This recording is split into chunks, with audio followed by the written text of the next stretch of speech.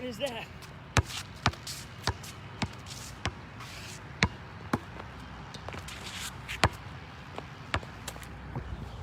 No, you are not watching ESPN. This is 8 at 8. Today's my birthday, so I spent the first couple hours of my birthday on the basketball court by myself. Yes, I am social distancing. And I want to tell you what I've been doing. You might think I'm crazy, but when you're an only child like I was, you got to make up things to entertain yourself. So when I was a kid, I would make up these tournaments. I would literally do like a round robin tournament with a bunch of obviously imaginary players. And guess what? I'd be every single one of them. And I would play this person versus that person. Of course, they'd always have teams and names and very exciting. So this morning at 44 years old, guess what I'm doing? Yep, same thing. So I took a bunch of relatives, put them all in a round robin tournament, and I let them play against each other. But here's the thing. When you're 44 and you're running up and down a basketball court, this is full court, by the way, full court action. When you're running up and down the basketball court, after a while, taking threes and twos and, tons of dunks, obviously, you get those dunks, it really wears you out.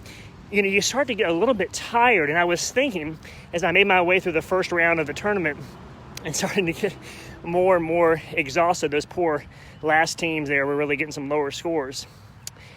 I started thinking about this. I was carrying around inside of me all of the effects of every other team that had played. So if you're following me, I had played a bunch of these same games by myself over and over and over again. So the people that were coming at the end were getting an exhausted Sean representing them, right? And that's exactly what it's like when anyone tries to carry their burdens by themselves. This morning at 6-something, my aunt calls me. My grandmother, will turn 100 if she makes it through all the way to January next year.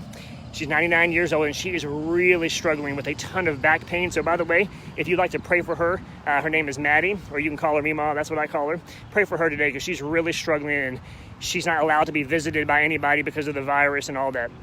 So my aunt calls, and she's just sharing with me like the most recent updated. Man, she's bearing that burden because she's not able to go and visit her and so forth. So you know what? We prayed together, and I believe that prayer was a blessing for her. It sounded like it was. That's what it's like to come along somebody who's walking by themselves and carrying around all of this fatigue and energy. But what a blessing it is to come along somebody and to help them. Yesterday, I was on the receiving end of that. I had a parenting question, and so I called an old friend that I hadn't talked to in a long time, and we had like an hour Zoom conversation, and it was such a blessing. The person was speaking from their real life experiences that I have not had, and it was a huge blessing for me because I wasn't alone anymore. Now, I don't know who it might be that you might want to come alongside and help today.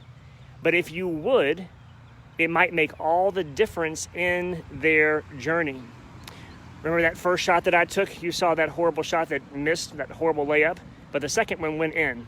And I want you to keep that picture in your mind today. I want you to keep in your mind that you may be somebody that can come along somebody who is just bearing a tremendous burden.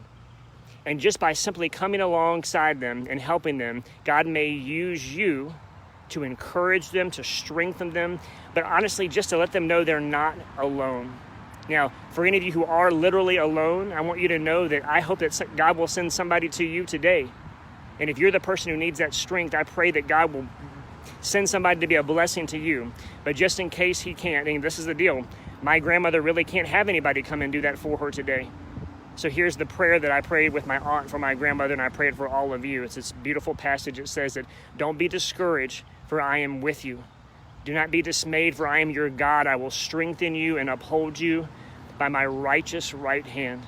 If you don't have anybody to come alongside you today, would you let God himself be your strength? Now, I got to get back to finishing this tournament if my legs will hold up, but may God bless you and know that he's with you today.